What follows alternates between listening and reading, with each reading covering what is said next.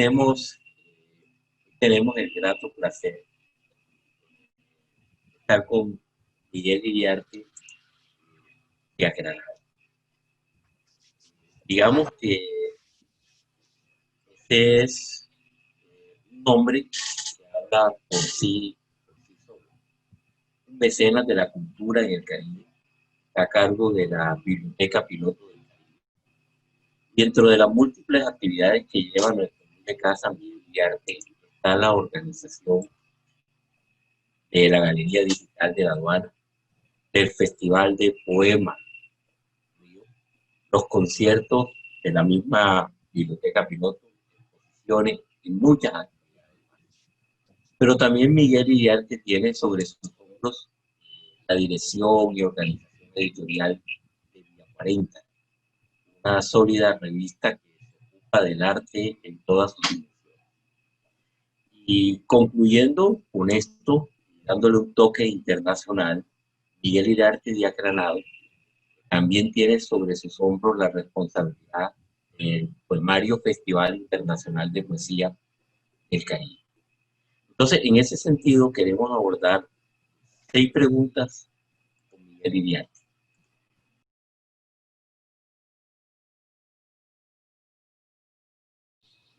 Bueno, yo me considero un hombre fundamentalmente problematizado por la cultura, ¿no? Por el conocimiento, por el problema del conocimiento y de la cultura, ¿no? Lo que eso significa en una sociedad y lo que significa no tenerlo, y lo que significa que sea difícil ejercer el desarrollo de la cultura y el conocimiento como problema fundamental para el desarrollo de una sociedad, ¿sí? Me veo como sujeto histórico inserto en ese debate, ¿no? En el que tengo la certeza de que las sociedades no serán, ¿no? No son ni serán nada que sirva como sociedad, como conglomerado humano, si no si no están asistidas por un proceso en el que, el hecho del quehacer ciudadano esté fundamentalmente atravesado por el conocimiento y por la cultura. En ese sentido, Miguel, qué magnífico. Enlazo enseguida con la siguiente pregunta. Eres un entrevistador de lujo porque me pone la pregunta, como decimos aquí, en el Caribe de Papayita. ¿Qué papel juega la mediación cultural en ese hombre problematizado y ese hombre consciente de su?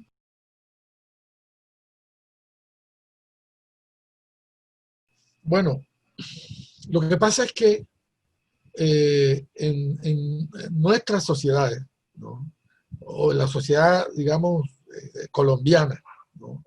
Porque la verdad es que otros países latinoamericanos tienen el mismo problema nuestro, pero hay otros que no lo tienen, ¿no? O que lo han enfrentado de una manera distinta. Hay un divorcio profundo, abismal, entre educación y cultura, ¿sí?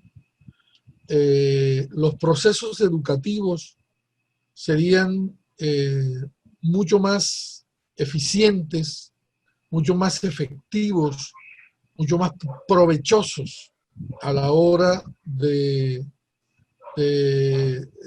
ser esos procesos en los cuales se construye el conocimiento en los ciudadanos, en las distintas etapas, en la escuela, en el colegio, en la universidad. Entonces, si esos procesos educativos estuvieran mayor y mejor asistidos, intervenidos, penetrados por los intereses culturales, la educación, por supuesto, sería muchísimo más poderosa en términos de hacer ciudadano, de hacer progreso. Acordémonos lo que decía el profesor Asa. No habrá progreso sin educación, ni desarrollo sin cultura. Entonces, estando profundamente divorciados estas dos cosas en nuestro proceso educativo, en nuestra sociedad, toca en los poetas, en los artistas, que devenimos actores culturales, gestores culturales, hacedores de cultura, nos toca el papel de mediar, ¿no? De hacer más llevadera la difusión, más sensible la posibilidad de que la gente acceda a las cosas, ¿sí? Un festival de poesía debería estar haciéndolo la Secretaría de Educación y las principales universidades, ¿sí? Ellos son los que deberían estar haciendo eso. Un festival de teatro, un festival de cuentos, un festival de artes plásticas debería estar fundamentalmente organizado, ¿no? Por las entidades educativas, ¿no? Para que los sujetos de la educación, ¿no? No tengan que ir obligados, ¿no? Amañados con una nota, regañados, sino que esos procesos culturales estén absolutamente inmersos en el quehacer cotidiano de la enseñanza. Por eso es que la educación, en lugar de hacer, digamos, actores culturales, promotores de cultura, son espantadores de cultura, ¿no? De alguna manera. Es milagroso, de pronto, profesores como usted, ¿no? Y muy pocos, en medio de la inmensa población de profesores que están tocados por la necesidad del conocimiento y la sensibilidad de la cultura. Hay una pregunta que es inevitable. Por formación académica, filólogo, magíster en comunicación, más allá de emisor, receptor, medio, canal, la gestión cultural que hace Miguel Iriarte, gestión cultural exquisita, la cual la disfrutamos todos los caribeños. ¿Cómo ve la comunicación Miguel Iriarte en su gestión?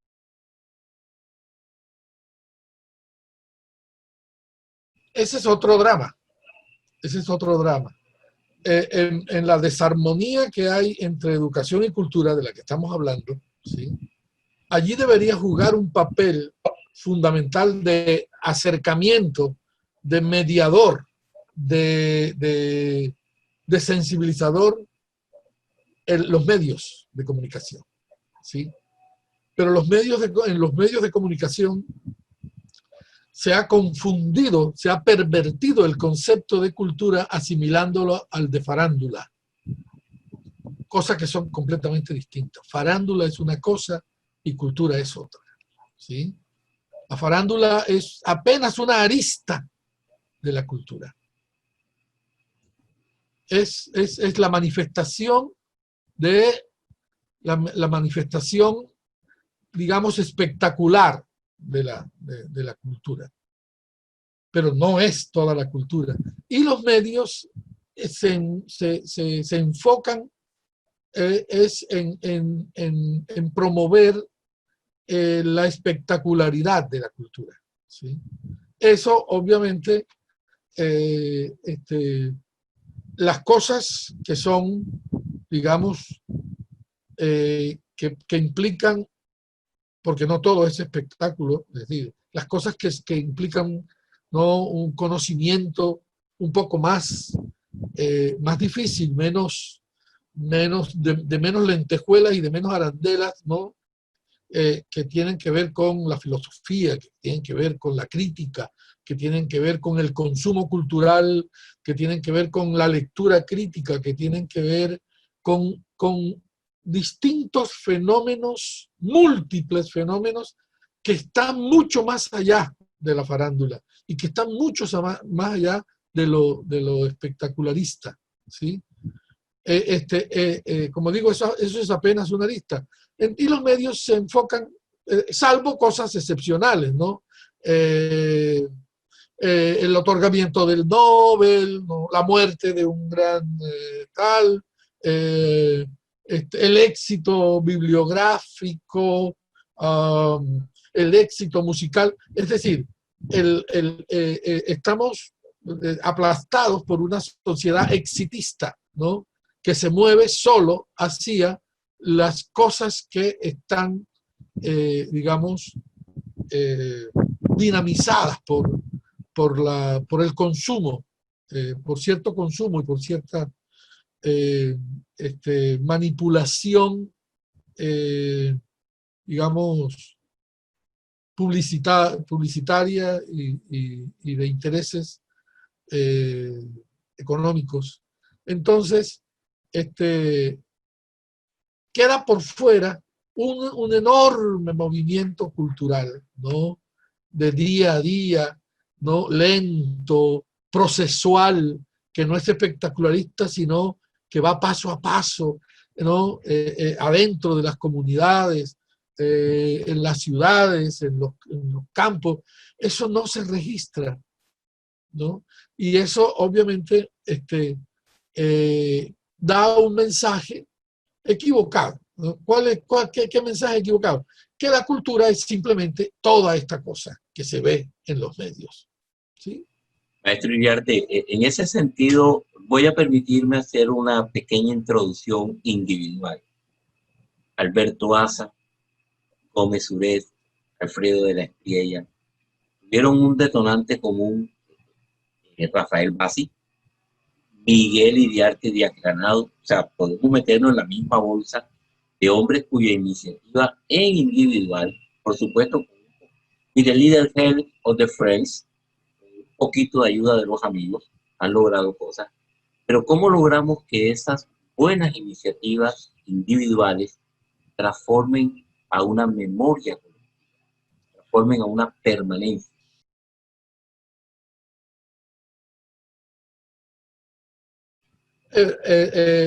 Bueno, en la medida en que eso se vuelve una especie de fenómeno estructural, sistemático, es decir, en la manera en que se integre sistemáticamente en la educación, en la manera en que, por ejemplo, procesos como los como educativos, como los que ASA dejó, se multipliquen, ¿sí? Algo pasa, ¿cierto?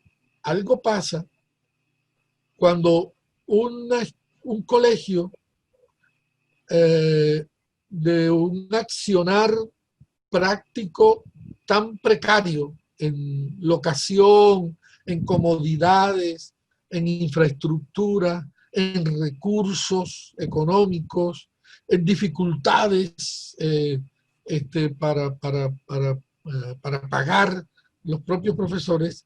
Sin embargo,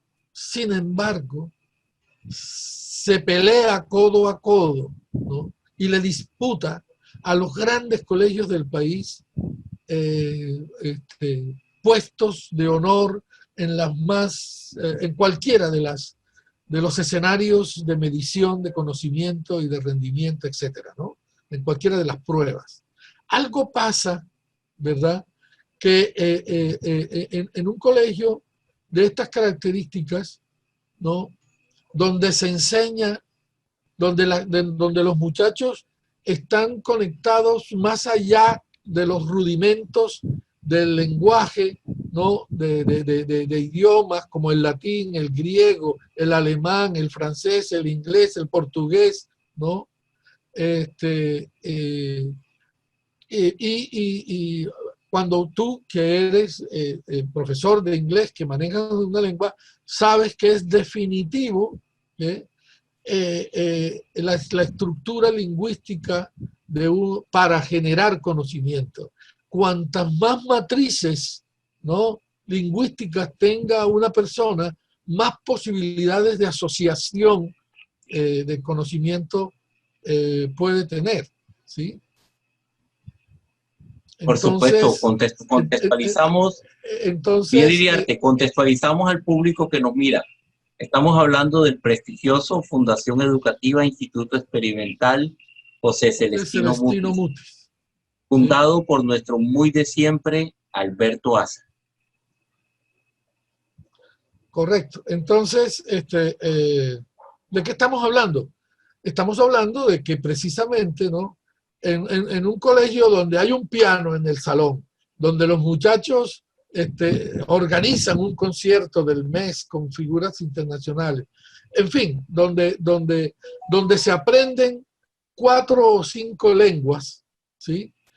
Es desde luego fácil entender que desde esa aproximación de estructuras, ¿no? De esa aproximación a estructuras complejas de pensamiento como son las distintas lenguas, donde hay capacidad para asociar una lengua con otra, saber de dónde viene una y dónde viene la otra.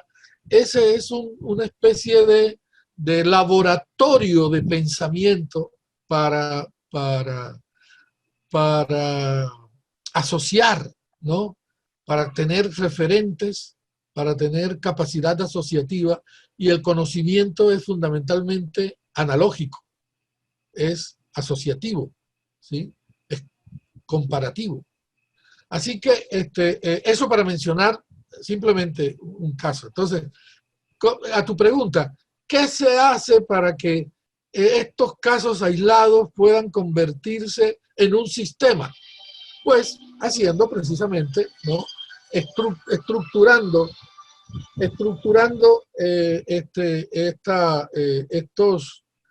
estos procesos, haciéndolos estructurales, haciéndolos sistemáticos, no esporádicos, no ocasionales, no accidentales.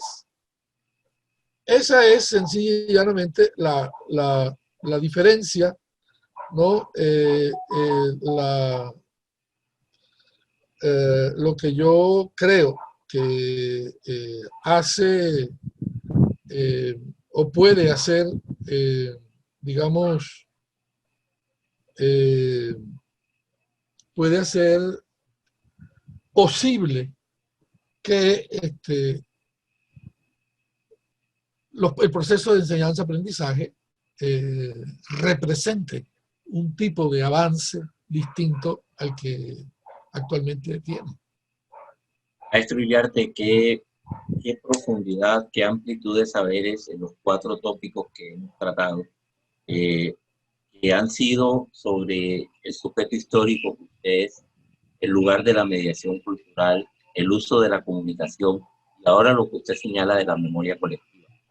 Inevitable no tocar la última pregunta con usted, porque usted ha sido un hombre público, secretario de gobierno, bueno, de cultura, tanto distrital como departamental.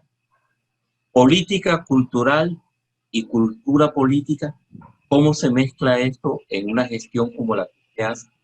La política cultural y la cultura política.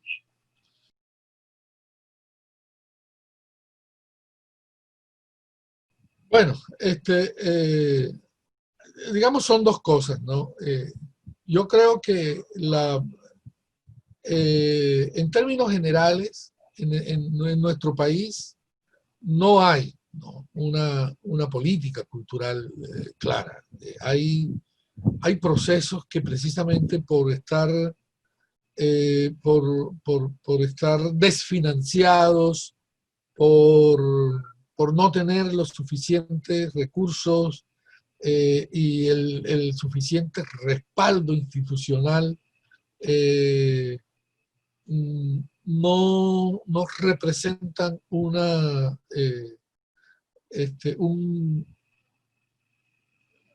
penetración, una fuerza en el quehacer social. Me explico. Es posible que en la norma no tenemos una ley de cultura y hay un sistema nacional de cultura, ¿sí? Un sistema nacional de cultura que si funcionara, hombre, pues estaría, digamos, la cosa sería distinta. Un sistema nacional de cultura que debe estar integrado por los consejos municipales y distritales de cultura y departamentales de cultura, ¿verdad? Compuesto por todas las áreas, ¿sí? Todas las áreas del arte y el quehacer cultural están representados en estos consejos. Y estos consejos de alguna manera tributan, concertan con un Consejo Nacional de Cultura, ¿sí? Pero ¿qué pasa? Estos consejos distritales, municipales, sectoriales, no funcionan. Se han politizado, se han pervertido en muchos sentidos, ¿no? Como se han pervertido y han terminado siendo otra cosa, por ejemplo, la red de emisoras comunitarias, ¿verdad? Una que otra, como se pervirtieron los fondos mixtos de cultura, uno que otro ha quedado en el país todo creo que no funcionan dos o tres, ¿verdad? Las emisoras han terminado, las emisoras comunitarias, moliendo la misma música que pervierte el oído de los ciudadanos, cuando deberían estar, por supuesto, en función de otra cosa. Pero no pueden estar en función de otra cosa más útil, porque tienen que estar metidos en la competitividad, y para competir tienen que estar moliendo la misma basura, ¿sí? En fin, el sistema existe, pero no funciona. Entonces, como no funciona el sistema, pues obviamente no funcionan las políticas culturales que están, digamos, diseñadas, que están implementadas, porque no hay canales para que lleguen. Entonces,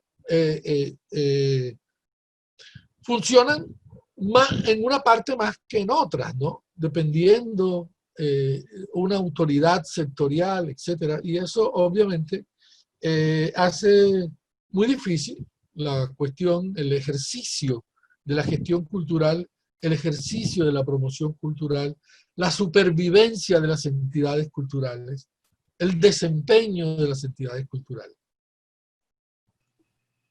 Maestro Iriarte,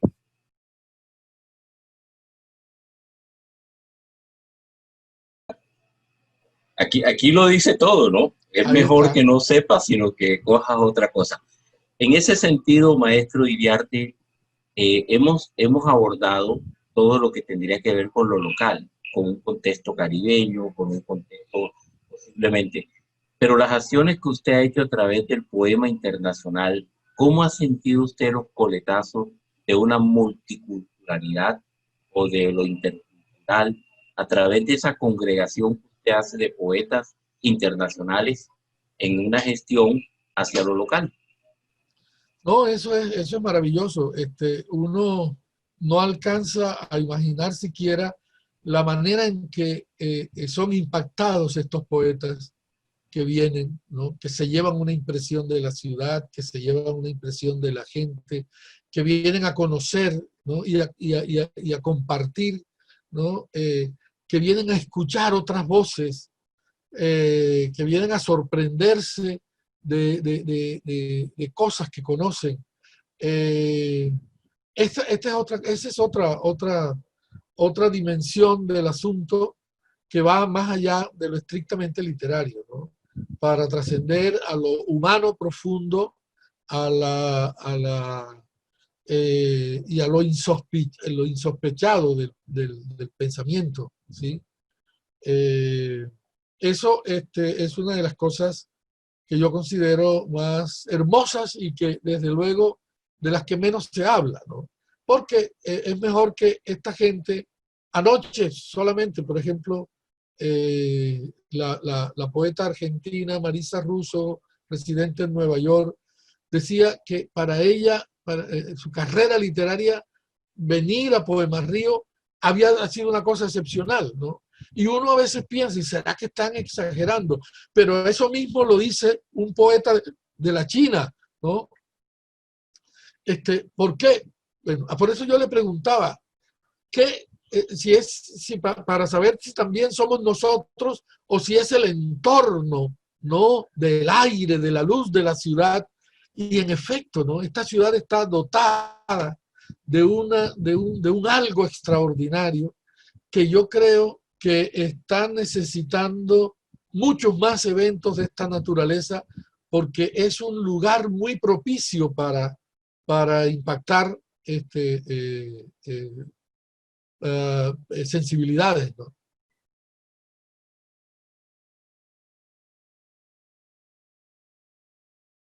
Bueno, eso no lo puedo decir yo, eso me lo contestarán las personas que de una u otra manera han podido disfrutar, acrecentar su sensibilidad, su conocimiento, su disfrute de la belleza, de las ideas, de la poesía, de la música, ¿no?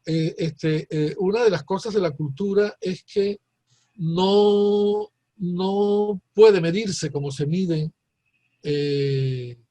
con el peso específico una sustancia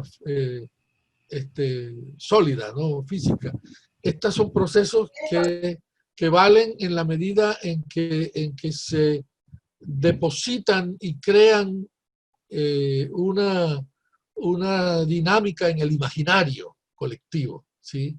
Uno nunca sabe de qué manera un poema, de qué manera una obra de arte, de qué manera una obra musical, de qué manera un libro termina anidando en la conciencia de un individuo, ¿sí? Eso es algo que no se puede, esa es una dimensión cualitativa que nunca podemos saber. Podemos jugar con las cifras de impactamos tantos niños, tantos jóvenes, se hicieron tantas actividades para tantas, sí, pero hay una dimensión de la conciencia a la que nunca nos podremos acercar, ni siquiera sospechar. Esa simplemente, ¿no? Un día cualquiera, ¿sí? Vamos caminando por el mundo y nos encontramos que, ¿no? Alguien es mejor en la vida debido a que pudo leer un libro, pudo escuchar un tema musical, ¿no? Pudo entender el mundo a través de la literatura, pudo sensibilizarse con una canción, pudo ver una película y su vida cambió, ¿no? Eso es mejor no saberlo, mejor que sean así las cosas.